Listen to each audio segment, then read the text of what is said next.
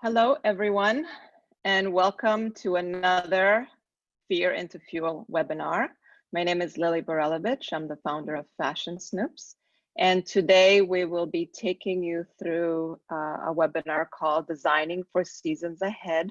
And we're joined by our amazing partners from Project, Magic, and Sourcing and Magic. So thank you guys for being here. I'm going to introduce everybody in a minute. Before I do, I just want to say a few words for all of you that are new and don't know Fashion Snoops. Fashion Snoops is a global trend forecasting agency. For the past 20 years, we have helped brands, retailers, and manufacturers in fashion, accessories, home decor, beauty, media, marketing, and other consumer-facing industries, empowering them to act on future trends. And Sarah will share a little bit more about us at the end of this presentation.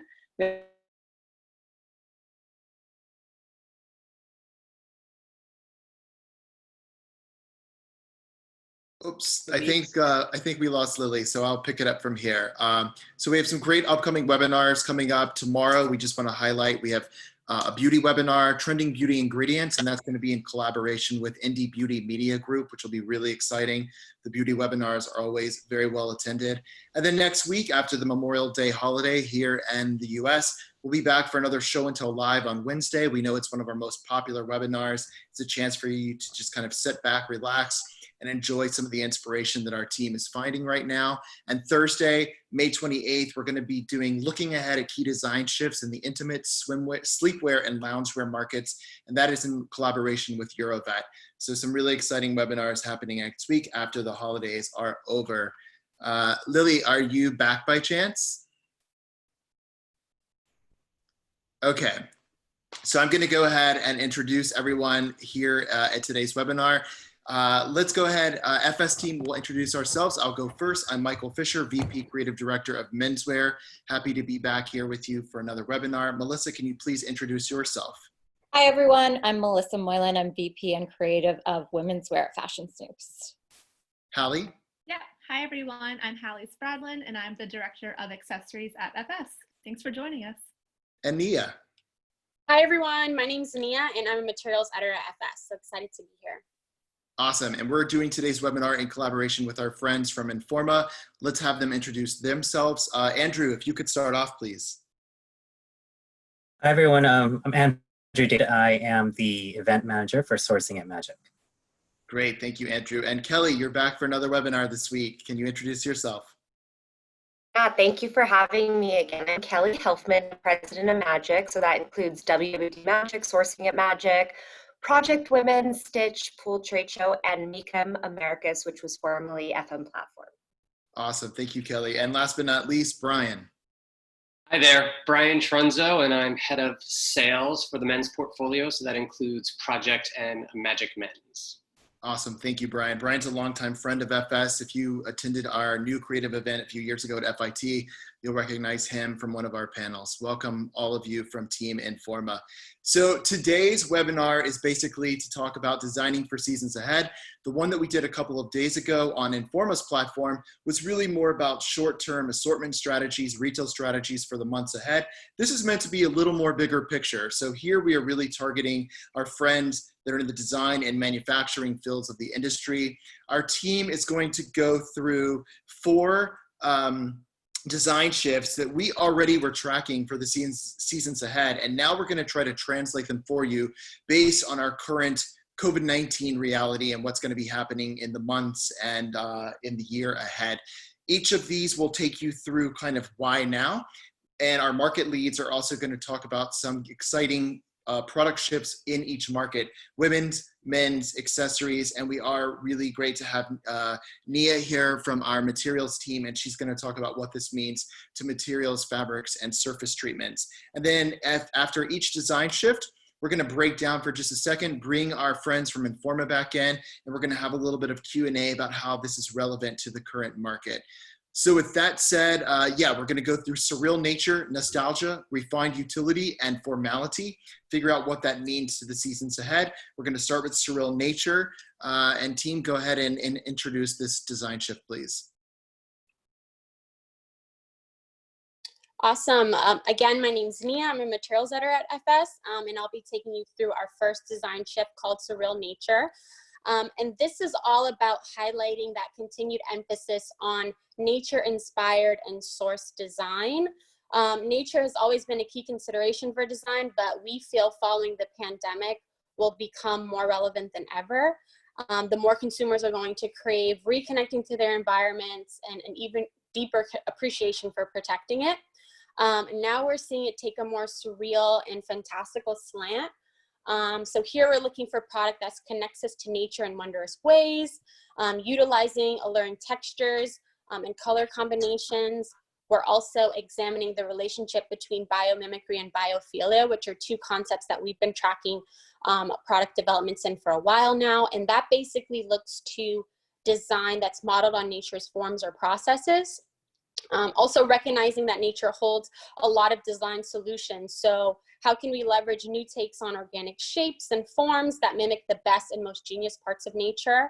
And finally, most important to this shift is the call to re-examine the relationship between sustainability and conscious design, and then contemporary fashion. So how can we alter our practices so that we're leading with that mindset and developing products that do more good than harm? And now we can move on to the whys behind this shift. So just to expand on some of the thinking and relevance behind this surreal design shift, we have 3 whys here.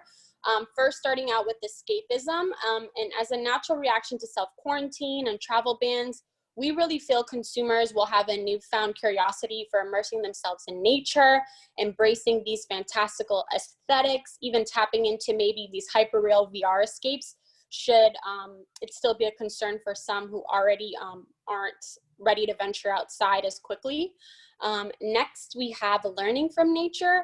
And this, of course, stems from the biomimicry and biophilia influence. So how can nature be not only our greatest source, but our greatest teacher for the seasons ahead? And then finally, we have sustainable solutions, which we all can agree on its importance. And post-pandemic, we feel the protection conversation will widen from protecting each other to now protecting our planet as well in there, knowing that it's all interconnected and everything has a trickle-down effect. So now we can move on to some material inspiration for this shift. So jumping into material inspiration, innovation calls for this shift. Firstly, we have natural finishes. So looking to natural dyes or even prints that mimic earthly elements. We've also seen a lot of designers across industries for everything from food to accessories experiment with these encapsulation techniques. So kind of preserving these beautiful natural elements or things discarded and transforming them into these almost enchanting, fantastical art pieces. Next, we have compressed fibers. And in terms of specific materials, looking to woolens and natural fibers that have a raw quality to them. Also thinking about how leaving something raw, not dyeing it, not treating it with a bunch of finishes can be not only beautiful, but sustainable. Texture is a huge consideration here. So how can distressing or brushing or even our yarn choices affect this? And then finally, we have my favorite, which is repurposing natural waste. There's so many products out there that have released and have been releasing for a while, leveraging natural waste. There's everything from wine and cactus byproducts to recycled or regenerated wood fibers like Tencel. In general, there's a lot of companies now seeing the value and leveraging the value in waste. So I think opting for that over the constant stream of new plastics is going to be a really big key thing to consider. And now we can move on to our market callouts for the shift. I think I'm first. Again, I'm Melissa from the women's wear team at FS. So I think the way that we're seeing surreal nature as it's channeled in women's wear, we really want to grasp that concept of a picturesque utopia, how we could incorporate this kind of like overgrown supernatural elements that create a form of exoticism in women's wear. And I think here we're also going into an aspect of fantasy where we're seeing kind of strange surfaces, some of the ones that Nia had highlighted, and we're coupling those kind of strange techniques on more practical silhouettes. So a couple of key callouts for women's. First, we have what we called blooming jacquards.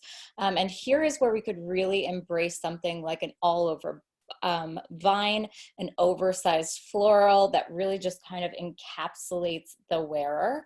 It's a way that we could immerse the customer in nature. And in terms of the products where we see this best visualized, consider something like a matched set. So you're coordinating top and bottom.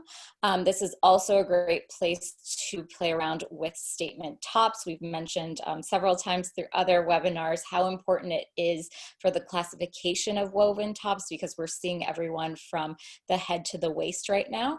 And another way that we could embody this particular trend of blooming jacquards is we could take it a little bit more dressier. So we could incorporate it with tailored blazers, for example. Next, we have Eco Artistry. This one's really great. I love it for the young contemporary or junior customer. Here we're looking at new ways of doing dye techniques. We've known that that's been a key driver this summer. This is something that's going to continue, but keeping in mind what we're inspired by from the surrealistic standpoint, we're getting into more hand-painted, multi-layered color statements, and also the use of more eco-friendly natural dyes. So as I mentioned, geared towards that younger customer, this is where we could take it really casual. So this is a place to explore t-shirts, sweatshirts, as well as denim. And speaking of denim, the next one that we have, we call Biomimicry Denim. And here, I think a lot of the denim mills have really been at the forefront of more sustainability. So this is a great place to apply that. We're rethinking denim processes with sustainable solutions. Again, natural dye techniques, green chemistry processes, as well as upcycled materials. And here, in terms of your products, definitely consider those denim trucker jackets, any kind of denim shirt.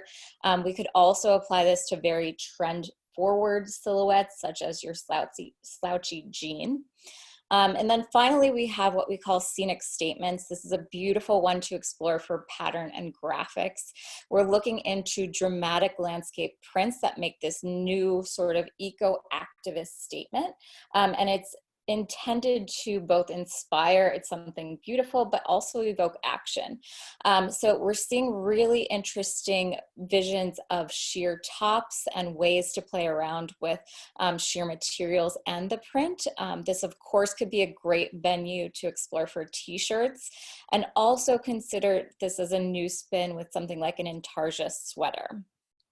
So now we're going to kick it back to Michael for men's. Great, thanks, Melissa. So from a menswear perspective, typically we are always talking about nature influences for spring, summer assortment. So here we're trying to pivot on that and really start thinking about how we can take a lot of cold weather opportunities, take wintertime classics, push them forward a little bit. One thing that we're really feeling strong about are these kind of chalky or bleach textures on denim. There is going to be a really nice return to denim. It's been soft for a little bit now, and we're really excited for that. I think that there's a really good opportunity to kind of play around with these kind of wintertime motifs done as abstract patterns versus, say, kind of more unusual fashion colors. They're typically a little harder sell, especially in the men's market. Looking at sweaters and knits are a major part of your assortment going from fall forward. Obviously, the element of protection and comfort are going to be prevalent in all of our designs and our assortments. So we really want to look at big, crafty sweaters. Think protection, think comfort. The turtleneck is still trending really well, really slouchy fits. Obviously here we're highlighting these really beautiful pixelated marls just to give a bit more dimension to the conversation. The more dramatic the silhouette right now, the better. So think about that. Looking at parkas and other wintertime classics, we're really excited about adding kind of a more fashion makeover to these things, featuring things like luminescent effects, metallic coatings. This really takes us back from kind of some styles that we were seeing a lot of in the late 90s and early aughts. So this is a really cool return to that, just kind of playing around with the surface effects. And then finally, we want to look at, and this was a conversation that we had the other day with our Informa webinar on Tuesday, but we really want to talk about how tailoring is finding its way to kind of unusual categories for fall, for winter, and even spring ahead of that. So here we're really featuring kind of like ski wear, flannel shirt jackets, cozy pants, etc., and kind of doing a more tailored direction. It doesn't have to be streamlined. It doesn't have to be slim. these are still relaxed. These are still really casual, but we can obviously include kind of borrowing details from tailored clothing into these more active, inspired classifications. Yeah, so moving on to accessories, this is where we really get into that surreal aspect of this design shift. So the first call that we have is second skin. So consider those design elements that really utilize the biomimicry effects as almost a sort of camouflage. So for instance, this over the knee boot or even like a leg wear shape can complement those apparel pieces like Melissa was speaking to, and maybe foliage prints with these high shine, like liquidy-like movements, which are really interesting. Then next we have creature comforts. So new details are emerging by the way of charm or embellishment details in these kind of molded organic creature-like forms that almost take on a life of their own. So these can apply to bag details like this pouch here, or even on jewelry styles, keychains, and really anywhere that you can kind of add this extra bit of embellishment. And then next we have hyper-real forms. So the use of resins in jewelry especially allow for these hyper-real forms to kind of take shape, creating these one-of-a-kind pieces. This can be applied in matching sets of statement collars and earrings and rings. And what I love about these is they really almost look like these digitally rendered nature forms, but in real life. So it's kind of an interesting update to statement jewelry. And a lot of those encapsulation techniques of the flowers, the pressed flowers, or other forms can be really interesting here as well. And then finally, surface interest, like we were talking about, Nia mentioned all these new textures and everything, but we're kind of seeing some really cool ones for accessories. They seem otherworldly, but they still actually mimic these more fantastical and surreal parts of nature. So these like bioluminescent like textures for footwear and even bags, it almost doubles as also as a protective surface. So yeah, definitely surreal, kind of fantastical, and just making a statement for accessories. Great. I want to bring the Informa team back into the fold here. We're going to talk for a few minutes about surreal nature. Again, product that connects us back to nature in a meaningful way. I want to bring Andrew in first. So, I know our team, and I'm sure your team, we've been talking about how we can collaborate with nature for a long time now. But I do think that a lot of people out there think they get the wrong impression about collaborating with nature. They think of it as a really kind of crunchy, kind of granola, unreachable influence. And right now there's a slew of opportunities in things like pineapple leathers. I know Nia has really gone on at length about these kinds of things. Andrew, are more designers that you're talking to, are they trying to find innovative ways to kind of work with novel surfaces that are going to translate to sellable product? Definitely, with the push towards sustainability, I believe that the Gen Zs and the Gen millennials of the world are now becoming our designers. So back in the day, when I was a designer, being a Gen X, we were already exploring these materials, but the sustainability push wasn't as strong as it is today. So definitely there's lots of research that's being done, lots of sourcing options around the world with manufacturers of these sustainable materials. So pineapple leather, as you mentioned, aquatic leather made of fish skins that have been discarded. So lots of different options. The challenge though is definitely for the education of the customer to find value in these materials, and also, of course, cost is a challenge for the designer to make sure that it is within their profit margins. Totally. I mean, there are a lot of exciting things happening. I think it has a lot to do with the messaging and the marketing. You're right about that. So excited to see what some people are doing at sourcing in the next season or two. Kelly, if I can bring you in. Obviously, we all on this call, we agree that sustainability conversation, it's more important than ever. We're all having it, and we're having it in meaningful ways. Have you been talking to some of the brands in your circle that are trying to kind of pivot their focus to have more sustainable practices? They want to call it out in new and authentic ways. I think that's really key, right? Is the authenticity. What have you been feeling from your conversations? Yeah, you're absolutely right. Because magic represents in project all different levels of distribution. I think everybody's at their own place right now. But what we're realizing is sustainability is now an obligation. It's no longer a buzzword. So even if you're a junior fast fashion company, you have to jump on the bandwagon. There is no more avoiding it.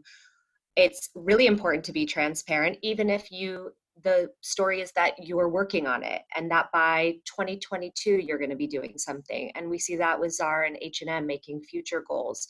I appreciate the fact that brands are starting to say, I'm working on it. I'm not quite there yet, but it is a goal of ours. And so I think that in all the levels of distribution, contemporary and luxury is way ahead of the game, but fast fashion is definitely working on this. I think a great way is just doing a marketing campaign, as you were saying. So we see Vivienne Westwood, the campaigns on buy less, wear more, make it last. So if you're a brand and you want to start something to bring awareness, that's great. Eileen Fisher, she's doing things like avoiding air shipping, little things that you can choose and talk to your customers about is really important. Transparency is everything. Telling a story, as we know, this new generations want to hear what you're doing. Maybe just giving back some proceeds or recycling wasted goods. I think it's just important to start where you feel most comfortable. I've seen a lot of my brands actually consulting with like directors of responsibility. So if you feel a little lost and you don't know how to start, they can help you kind of figure out the process and how to do it. Because it could be overwhelming, especially for some of us old school guys who it feels a little overwhelming to pivot. Working with the factories, a lot of the factories now are offering so many cool ways to manufacture and ways to make your line more sustainable. So ask the questions, and honestly, the factories that don't pivot are going to have a hard time succeeding in the future. So it's important, but I think that whether you're contemporary or you're more fast fashion, it is important to tell your story on social media, on your website, in your marketing campaigns, set a goal, and ask for help. Absolutely. And it is really interesting. One of my favorite brands, Xenia, one of my favorite retailers, Noah in New York. I love that recently they both made a big point of saying, hey, listen, we're not perfect. We're not net zero waste. We're trying to get as close as possible. This is our mission. This is what we're doing to get closer to there. So I think you're so right. It's all about in the authentic messaging and just trying to do your best to get as close as possible. Thanks, kind of the worst thing you could do is zhuzh and lie, because then you're going to lose the trust with your shoppers and your buyers. So definitely make sure to just tell the truth, and they'll appreciate more than anything. You're so right. Thank you. That's a good transition into nostalgia. Speaking of authenticity, I'm going to intro this one really quickly, but we have a lot of anxiety and chaos going on in our world right now. I think we're all feeling it. I know we're all feeling it. So we are looking to product that's going to comfort us, both literally and metaphorically. Let's have fun with our clothes again, guys. I think that's what we're feeling. Just like when we were kids, the colors, design that's wholesome in its origin. We want to translate it to today with a slightly quirky, maybe a little irreverence, just to keep it current. So again, this is all about playful shapes, lots of padding and quilting, bubble textures. It's an ongoing collision of eras and style tropes that, slightly recognizable. It could maybe be influenced by the 1950s. It could also be influenced by the 2030s. And I think that's what makes it kind of fun and exciting. It's suburbia that's slightly weird in its reach. And of course, the best parts of around the house living that we've kind of all come accustomed to in the last 2 months. How are we going to translate those comforts to fashion? So why now? Let's first look at joyful comfort. I think we need more joy in our daily lives. That is certainly something that we all agree on. So it starts with what we're putting on each morning through great color, inviting to the touch surfaces, styles that brighten us up when we put them on. It's just really about things that bring us joy. If you remember, we talked a lot about pleasure going into spring, and this is certainly accustomed to that. We also want to talk a lot about authenticity. Let's focus on heritage again. I know for a long time it's been a really bad word. It's not a bad word anymore, right? Be proud of your brand's origins. Shout out the story of the design. Show us who's responsible for the product that we love. Don't pretend to be zero waste if you're nothing close to that. Just as Kelly just said, be humble, be vulnerable, and your consumers are going to react to that. Also, seasonless items. If you joined us for our webinar on Tuesday, we talked a lot about how we need to rethink deliveries. in the seasons ahead. Less but better should be your mantra. You should write that down. It should be what you look at every single day. Hit the reset button on deliveries. Consumers want added value. 3 or 4 season wear is crucial. It doesn't mean that they're going to buy less SKUs. It just means that they're going to buy more what they love because it coincides with what's going on in real life. So jumping into material innovation callouts for this nostalgic shift, there's a strong undercurrent of fun, as Michael mentioned, blending play and comfort with a cheerful tendency that's gentle, it's simply defined, and it's understood. Of course, highlighting the retro influences here, there's comfort and familiarity for consumers with materials that remind us of the past. So think vinyls, think geometric prints. Next, we have articulated construction. So really knit and body focused here. And amid the current touch crisis, tactility is going to be more important than ever. And we love that it lends a wholesome and human aspect to surfaces.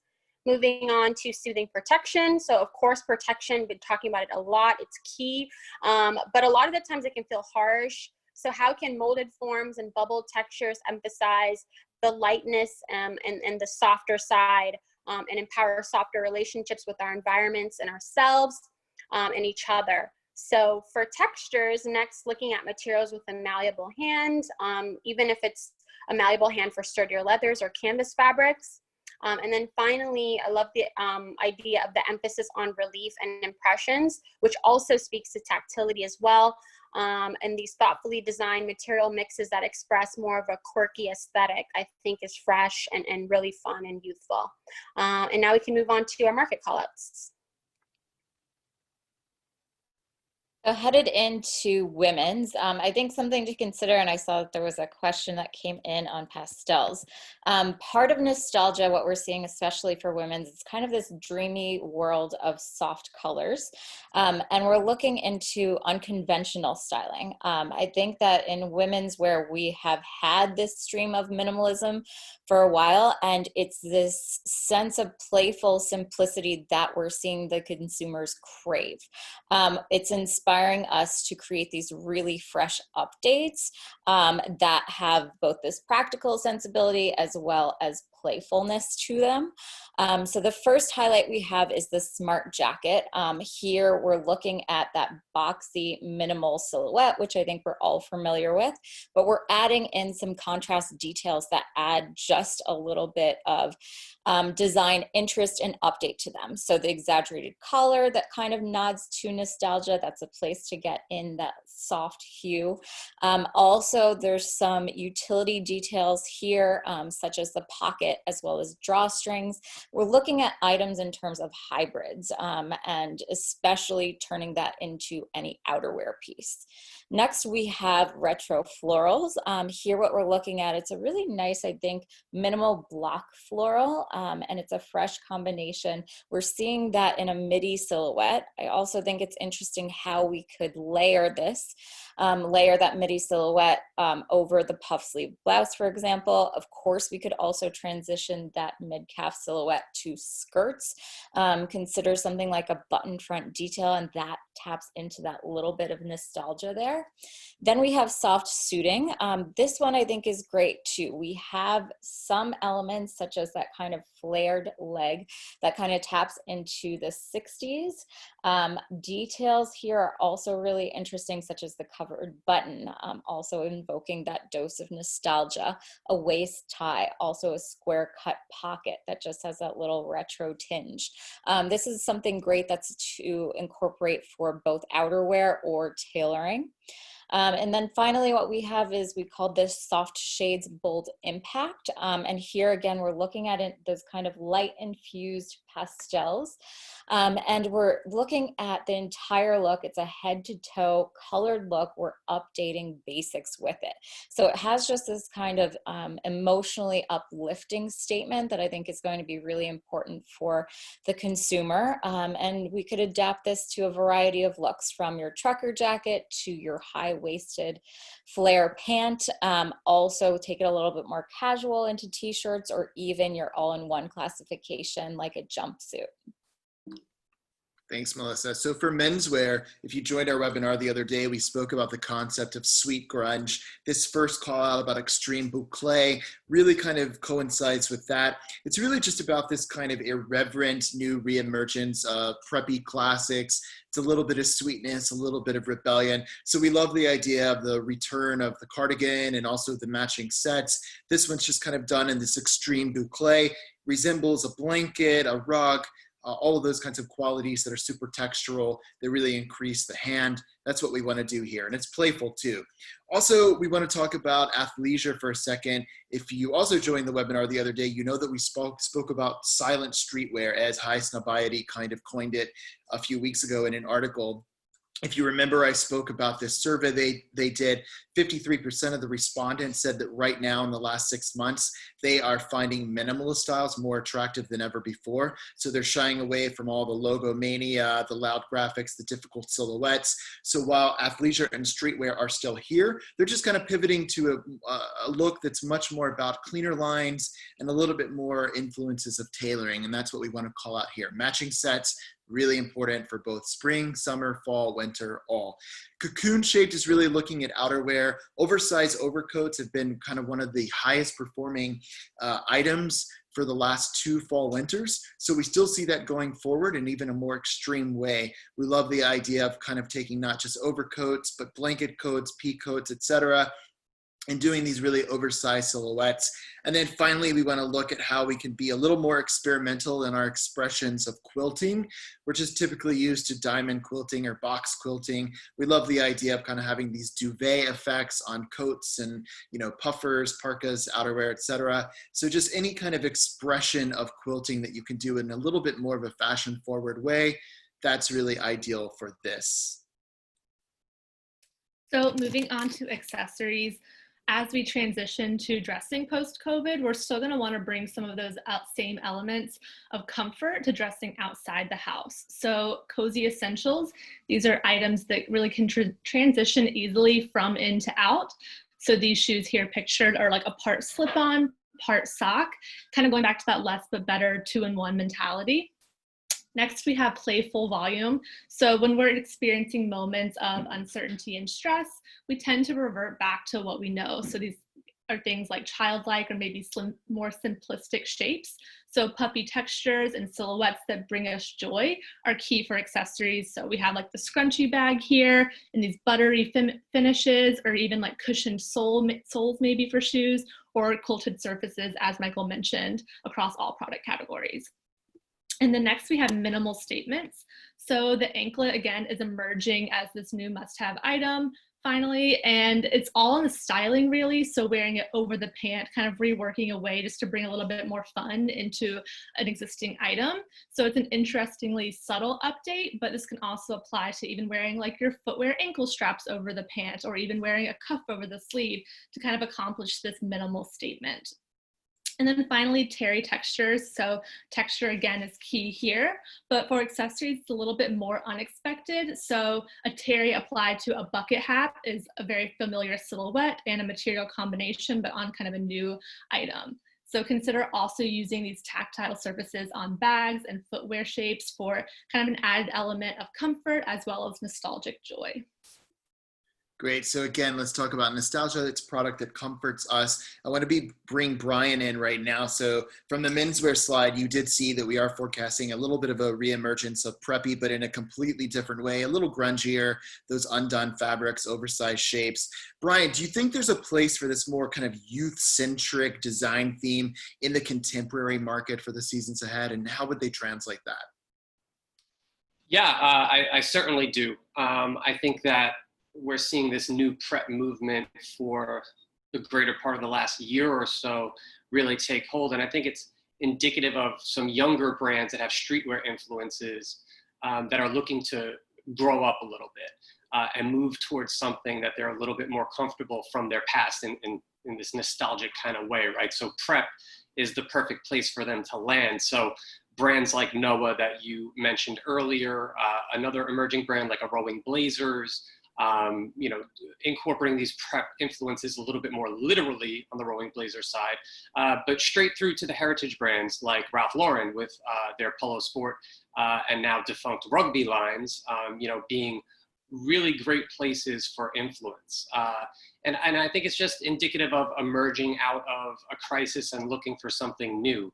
So in this instance, consumers in the mid end of the market, the contemporary side of the market, really looking for newness with prep. Yeah, RIP Rugby, one of the best brands ever.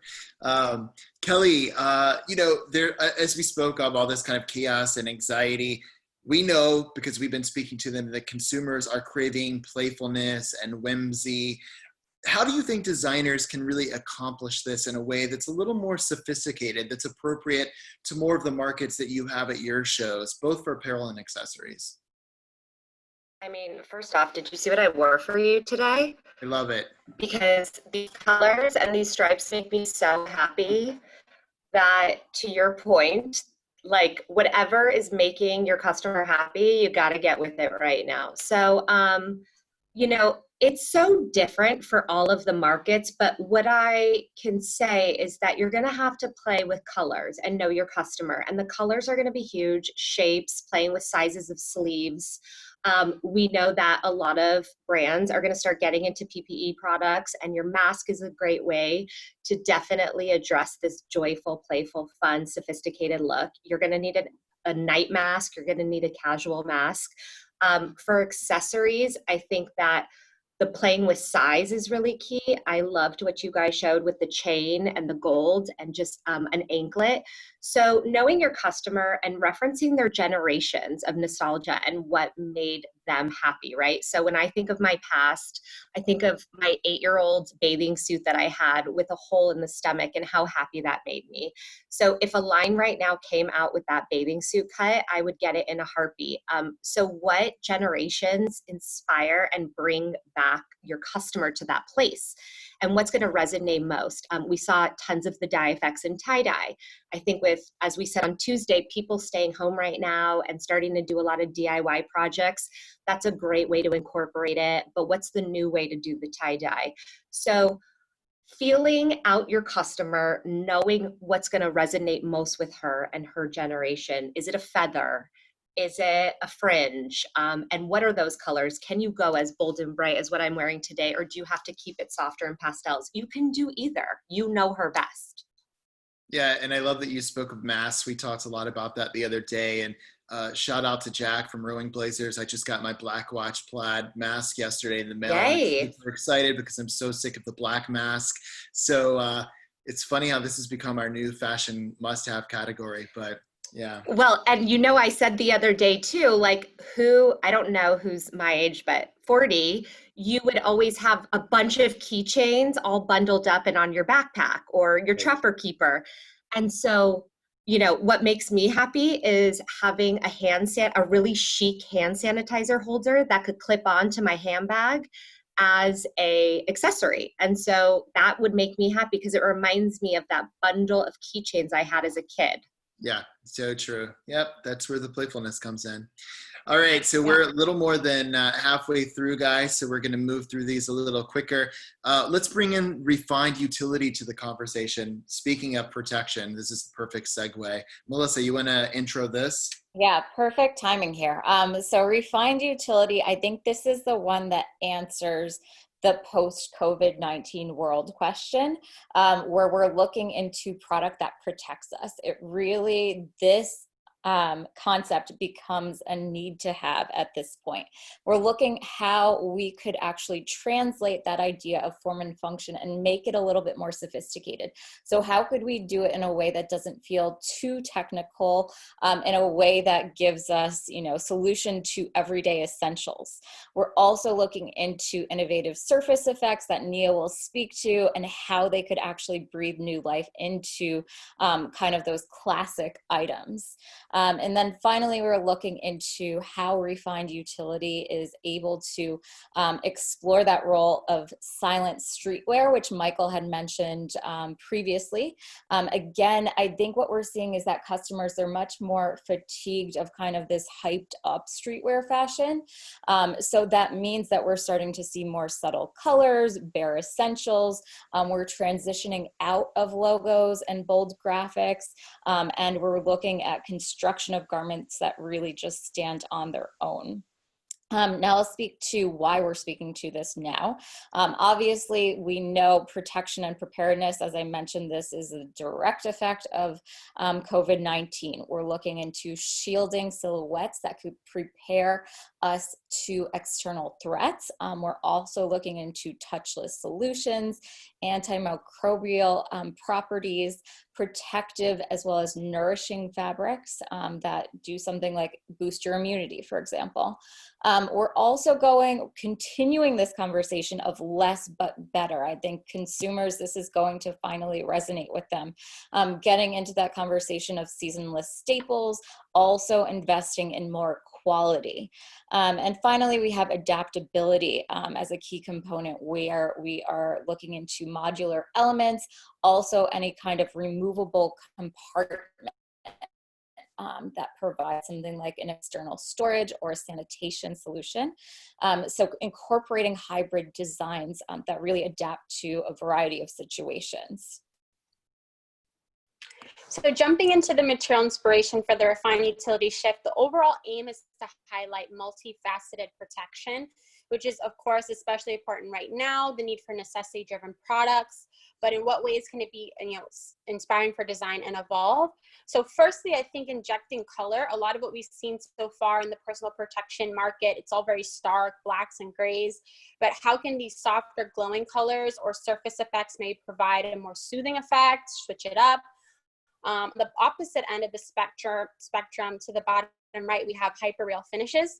So maybe even introducing these new reflective elements and high shine so that there's still visibility driven, but just a little bit more interest there.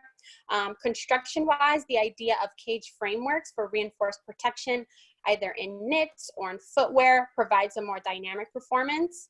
Of course, the influence of micro constructions is going to continue, especially since masks won't be going anywhere anytime soon, and those are all super fine materials.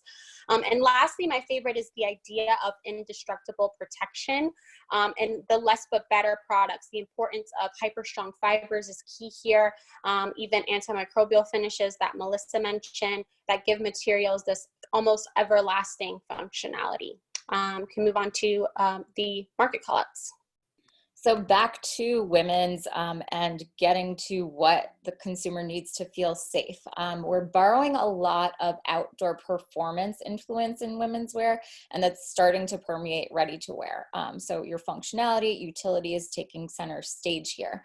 The first call out we have is harnesses and buckles. So this is where we take the idea of a detail like those harnesses, zippers, buckles that add a performance update, and we're applying it to items that speak to true utility, from your cargo pants to your overalls or jumpsuits. The next one we call Cozy and Cocoon. This one's super important. Obviously, it's an outerwear example that we're showing, where we're speaking to textural shirling or a high pile fleece in oversized shapes, and it just makes you feel, safe and cozy. It's key for outerwear, as I mentioned, but also I would extend this into our cozy lounge sets, which transition, of course, into ready to wear.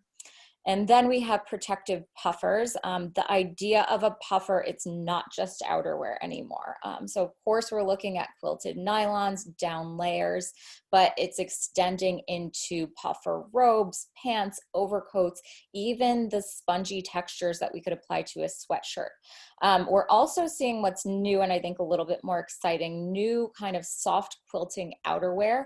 So it's down-filled, but it doesn't have that quilted surface. And then finally, we have statement utility here. I think we're all familiar with more of your parka, but we're looking into those utility pockets and how we could place them in a way that's a little bit more creative, something like a color blocking technique, and also incorporating something like a performance drawstring or contrast zipper. Yeah, and in menswear, we have a lot of similarities with what Melissa just shared for women's wear. Again, another great example of silent streetwear is kind of dressing up the sportif influence as a category. A lot more luster, cleaner lines. Love this oversized anorak from the runway. The details are there, but if you kind of notice, they blend into the background. They're a little more refined, which I think is key. Also, we want to look at high shine. Luster is super important to the seasons ahead. Liquid-like synthetics are something that are new for us. They're going to bring a whole new life and energy to what's otherwise a very basic silhouette, like this pant here. I also want to look at softened rugged, which basically means utility doesn't have to be super aggressive and dry in its influence. Soften up the shape through a little more plush quilting. Obviously, the more high energy colorways are really important. Even the pockets here are a little more flat facing and, you know, just to be a little more subtle in their reach. And then finally, convertible silhouettes. Melissa spoke of adaptability. That's really important here as well. So convertible silhouettes are absolutely essential. We've talked a lot about coat silhouettes that can be converted. This is really focusing on the collar. You know, it kind of reminds me of Edwardian, you know, dress shirt, menswear collars that were interchangeable. Now we're kind of seeing some really interesting innovations when it comes to activewear, how we can change the neckline to be more adaptive to the situation. And for accessories, the first is this idea of pared down practicality. So this is an opportunity to really rethink some of those classic utility items like the combat boot or even the belt bag or a backpack, but consider kind of these pared down, more minimalist details that lessen the harshness of that look. So it looks kind of more seamless, but you're not sacrificing any of the functionality. So things like tonal pieces, like the boot pictured here, they still feature that extended sole, the lug sole, but it's got a more refined look. And then the idea of multifunctional pieces, these are really key for those important added product values. And items that are dual purposes are just the most important to have right now. The necklace pouch here, this combines a jewelry item, but with a sleek kind of menotier pendant for kind of an interesting functional update, but still keeping within the shift to this more refined look. The convertible shapes here also apply, as Michael spoke about, the ability to adapt silhouettes, again, for those multifunctional purposes are key on footwear shapes, for example. So this item can be zipped up for protection, but also left open for breathability. And also here you can consider kind of designing accessories that work with apparel pieces. So whether that's the grooves in the sole here that kind of work with the pant, or as Monica mentioned, the face mask, so one that can fold up and be fitted into the pocket or even be complementary attached to headwear or neckwear pieces. It's ultimately about that adaptability in those convertible items. And then finally, this idea of puffed and woven. So Nia kind of spoke about this in the materials, but the combination of those puffer volumes and the woven constructions adds this level of kind of double reinforcement and protection for these new surface updates in bags. Perfect. So I want to bring Andrew in because this is a really good conversation for materials and fabrics. And we know that a lot of people have been talking about how fabrics and materials need to do a little better job of what we call seamless protection, meaning that the job that they do, the function that they do is kind of blended into the background just a little bit more so that we can kind of not have to sacrifice sophistication and refinement in design. So Andrew, how can brands do this while also keeping fashion at the forefront? Because it kind of needs to be a balance, right? Sure, yes, definitely. You know, with military being such an influence on fashion and utility, I think that taking that approach of making sure things are functional is one, but also with the mills around the world today, they are investigating ways of utilizing and influencing their fibers and their fabrics with natural properties, such as jade, which makes you more relaxed, or copper that infuses in infused copper into your materials so that it actually helps you rejuvenate or heal. There's also biothermal properties that, you know, heat up with your own biochemistry. So all these fibers and materials that are are being innovated through the mills are very interesting. And for the designers to take a look at it and incorporate it into their designs so that it doesn't actually change their shapes and silhouettes, but it's actually the materials or the fabrics that they're using, and the details that they build into it.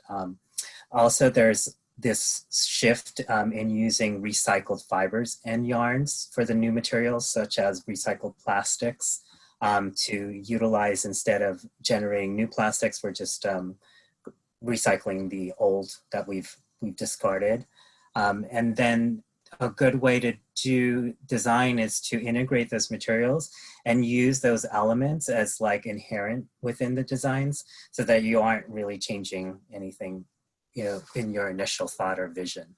So it's really about the details more so, and the construction, rather than doing overt design elements outside of the garment. Right, right. And, you know, another good question is really about utility in menswear. Utility has always been a foundation, an archetype of menswear every single season, as long as we've been in the industry. I want to bring Brian in, because with utility being back front and center, there's no hiding it. You know, Brian, do you think there's a place for form and function to kind of thrive in the seasons ahead, when streetwear is now kind of pivoting to be a little more silent and tailoring is also back on the rise? Like, how do all of these things coexist in your mind? Certainly, yeah, and I think they do actually coexist. You know, one image that stands out to me that's very indicative of how this coexists is, you know, Virgil Abloh emerging from his self-quarantine after having been ordered to stay at home due to exhaustion from being the busiest man in fashion, of course, at Louis Vuitton's last runway show. He was wearing that Carolina blue Arc'teryx Valence jacket, which was sort of a step outside of his comfort zone, I think, stylistically. You don't really see him wearing things like that, but the utility of a brand like Arc'teryx Valence, and for an influencer like Virgil Abloh, somebody who has his finger sort of on the pulse of culture, to be wearing that jacket in that moment on a runway that he designed that was full of menswear that resembled more couture, really, than traditional menswear tropes, right? There was a lot of very delicate fabrics like taffetas and chiffons and things like that you wouldn't expect from a streetwear designer like a Virgil. I think that was a very indicative sort of image of where menswear wanted to move. And then if you look at Virgil's sort of his influences and his social circle, you look at the designers like Matthew Williams at Alix, you know, a traditional streetwear designer to some, but a very highly gifted technical designer who's influenced by utility, military, and things like that. You look at a Jerry Lorenzo with Fear of God, you know, collaborating with Xenia on a very outside the box, utility inspired but minimalistic in its approach line of performance tailoring. And then finally, Luke and Lindsay Mayer, the married couple of OAMC, a streetwear adjacent youth brand, now having been installed as the co-creative directors of a minimalist brand that is known for its tailoring like a Jill Sander. So you take all of this together at the highest level of design and luxury, and the trickle down, I think, is going to be immense, straight through the contemporary markets and then into the youth markets for this blend of utility and tailoring. Yeah, it's funny because, you know, the conversation really started with Virgil saying streetwear is dead a few months ago, and it was super polarizing, and a lot of people had a lot of disagreements about that. But I think we can all agree now that probably he should have said, you know, streetwear is being reincarnated, because that's kind of what's happening now. So thanks for those insights, Brian. So our last call out today is all about formality. So team, let's talk about that. Yeah, so it's our last design shift, this idea of formality, because we really predict that in our post-COVID lives, after being homebound and engulfed in leisure for so long, we're going to be longing for that excitement, as we're speaking about, and kind of this new idea of formal dressing to replace our traditional streetwear. So this is products that takes us places. It's time to turn up the volume on occasion dressing and special event styling. So it also signals the return of these dramatic shapes, tailoring, and plenty of embellishment, of course. It's also where we focus on ways to update these time-honored craftsmanships and then kind of make it look exciting and new and not so like old. So why now? Of course, we're craving extravagance. Like, it's not only an experience, but where we can finally return to having those dinner parties and traveling, but also in the way we dress. So there are fewer rules and a maximalist approach to dressing is encouraged. Next, we have heirloom quality. Consumers, they're looking for that attention to craft, attention to detail, and that time-honored design in their products as we're sort of reassessing the values in these new investment pieces. And then finally, occasion wear, we'll be looking for reasons to dress up again post-COVID, as I mentioned. So this is expected to be a huge focus for consumers who are ready to wear these exciting shapes or new tailored pieces. For this final shift of formality, we're looking to a really inspired mix here, but there's still an undercurrent of conscious design for materials. So ethical awareness manifests itself in recycled and upcycled styles, like the repurposed heirloom call out here. Design for its assembly is at the core of the shift, with recomposited hard goods and recycled wovens. We love the idea of the classic mixing for materials, leading to styles that feel both familiar and completely novel. A lot of the newest materials we've been seeing emerge reflect the diversity found all around us. So blending every period and style into something completely new. Moving to superior craft, which is a huge consideration here. So really emphasizing the process, the techniques, and even appreciating the imperfections, and that can tell an even deeper story about the maker, which is a great segue into rooted creation. And that's all about material origin, looking to where things come from, honesty, transparency of materials, ethical practices, really reinforcing the vision of honest craftsmanship. And then finally, leveraging the beauty of enriched surfaces and decadent textural contrasts.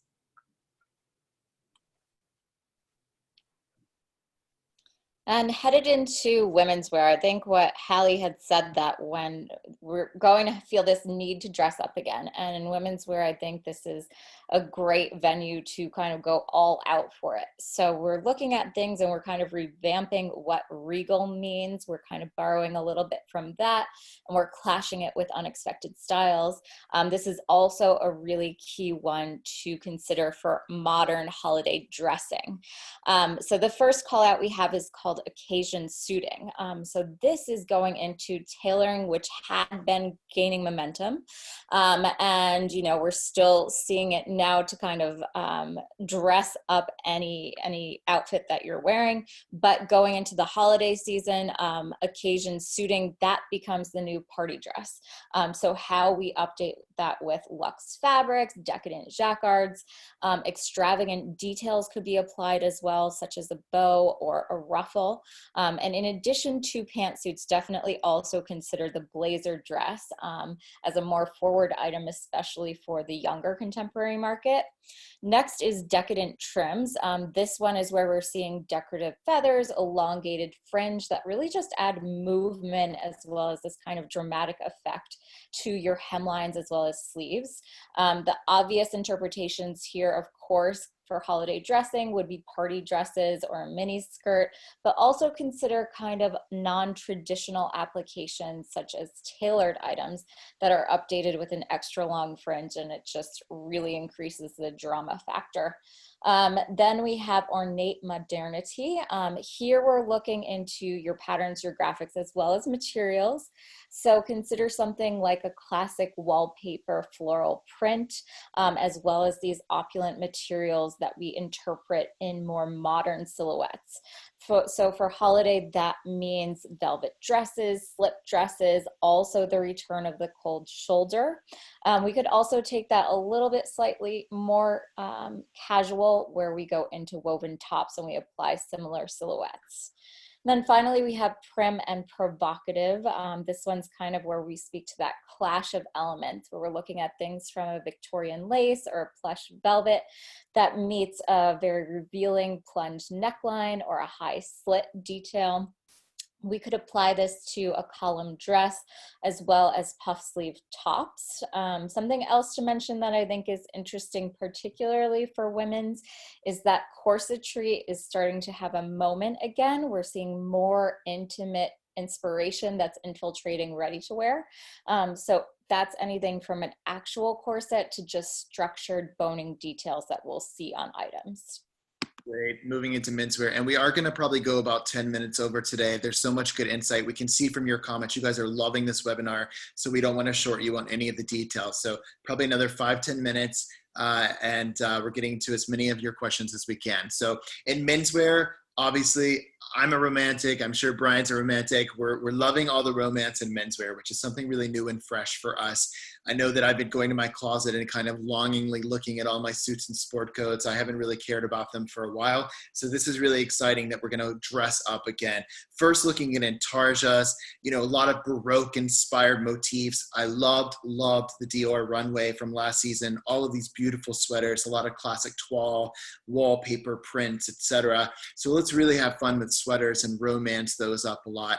Also, the woven shirt is a key classification going into fall and beyond. So have a little more fun with some fancy embellishment. It doesn't have to be super extreme ruffles like we're showcasing here on Dries Van Noten, but you can just kind of play a little bit more with the cuff, the collar, the plackets, just make it a little fancier.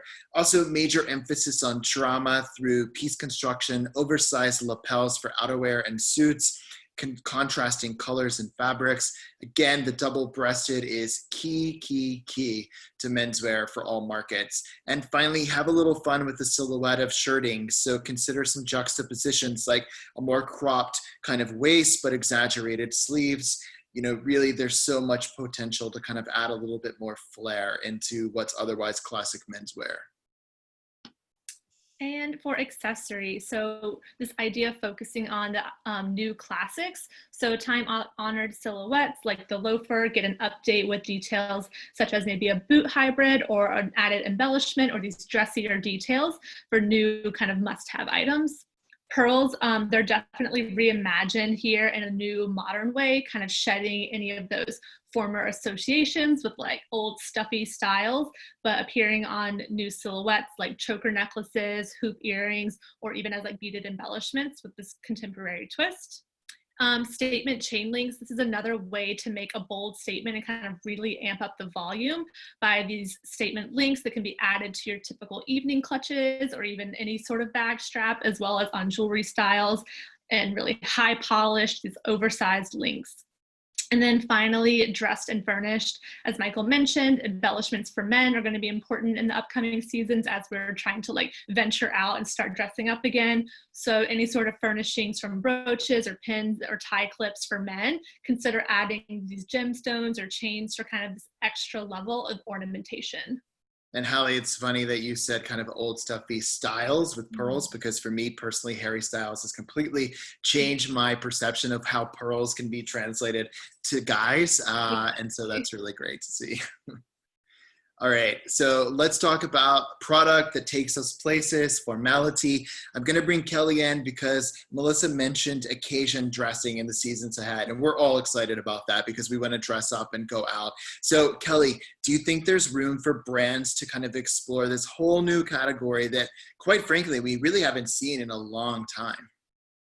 Yeah, absolutely. I mean, I think that, like you said, Melissa, people are going to be ready to dress up and go out. And the thing is, though, when they purchase, they're going to make it count.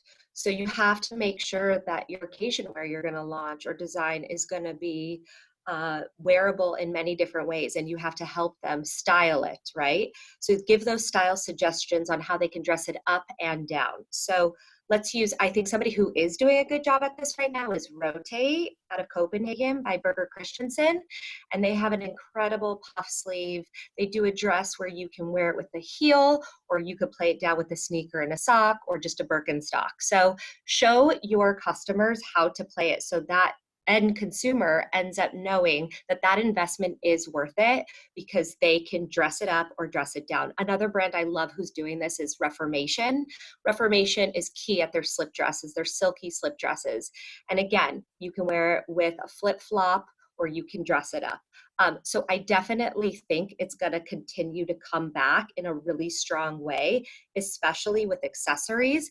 And more importantly, I see it with jewelry and handbags. Footwear, the heel's going to be interesting. I think a kitten heel's a little bit more safe, but I do see jewelry being a huge way to occasion dress. So you know, play with gold, play with your metals, play with your sizes. And then with bags, we look at people like Bottega Veneta just killing the game right now with that oversized weave. And so that's a great dress up and dress down. So for me personally, if I'm going to invest in some occasion wear, I want to make sure that I could wear it to a backyard barbecue as well as a beautiful evening out in New York City.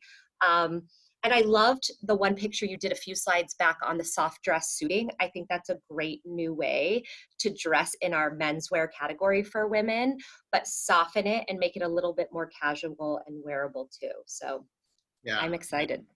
Very well said. Yeah, and I'm really excited about tailoring. I'm a huge tailored guy. That was my background in retail before coming to trend forecasting. Brian, how do you think that we can incorporate this concept of romance and embellishment in what's otherwise classic menswear? How are you kind of envisioning it? Yeah, I think there are two ends of the spectrum that you can go, and I'm happy that you mentioned earlier Kim Jones's work at Dior, because that's one end of the spectrum, right? Something that's a little bit more feminine, a little bit more traditionally romantic, as you would understand it on a couture level. But on the opposite side of the spectrum, the whole DIY crafts movement that we've seen bubble up for a couple seasons now is really starting to feel quite romantic, with brands like Atelier and Repairs, who, his mission statement is to go out of business because he will have repaired every garment that has ever been discarded. So there's something quite romantic about that story. But also brands like Bodhi, 18 East, things that are a little bit more crafty and artsy, embellishments, embroideries, and things like that. But then also for occasional dressing, just thinking about drawing inspiration from bygone eras. So for menswear, the 50s and 70s, especially. So the camp collar shirt, obviously being such a heavy hitter for a couple seasons now. That's quite romantic when worn the right way, with the right print, maybe with a baggier pant, a pant made of a wispier fabric like a linen or very lightweight cotton. So that's quite romantic in and of itself. So yeah, I think there are two spectrums that you can go.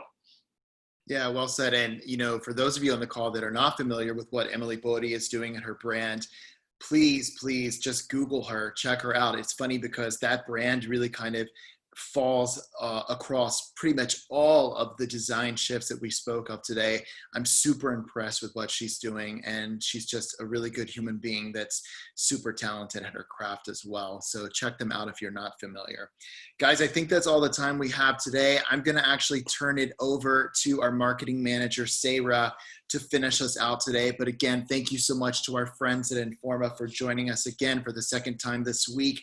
We hope you guys enjoyed the webinar. Sarah, let's close it out for today. Thanks, Michael. Thank you all for joining us. And thank you to everyone in the audience who was here today. I saw a great comment earlier that said, it was great that all the panelists were connecting all of these trends and ideas back to our current reality and what is happening with the pandemic. And for us at Fashion Snoops, that's really what it's all about. We really pride ourselves in our ability to connect the dots between culture and product. So if you are interested in more of these insights, please visit fashionsnoops.com. Please contact us at sales@fashionsnoops.com or type contact in the chat box. Any way you can get in touch with us, we can give you more detailed information about our trend forecasting services. We can give you a customized preview of our trend platform and show you how our online resources can help you answer your biggest questions. We just released a new COVID-19 Insights section with tons of great information. So please get in touch if you would like to hear more. And Michael, if you could just go to the next slide. As a reminder, we will be back with another Fear into Fuel webinar tomorrow at noon. You can join us using the same registration. We will be talking about beauty ingredients, so definitely join us. We have a great panel of indie beauty brands, and we also have representatives from Indie Beauty Media Group joining us. And then we will be back next week on Wednesday and Thursday. You can visit fashionsnoops.com/events for that schedule, and you can also check out the recording of this webinar and all of our previous webinars there as well. So thank you again for joining us. We will keep the chat box open for a few more minutes. If anyone has any last minute questions, feel free to send them there. And we hope to see you again tomorrow. Take care, everybody. Thank you. Bye. Everyone. Thank you, everyone. Our former partners. Thanks, Kelly. Thanks, Brian. Have a good day. Thanks, Andrew.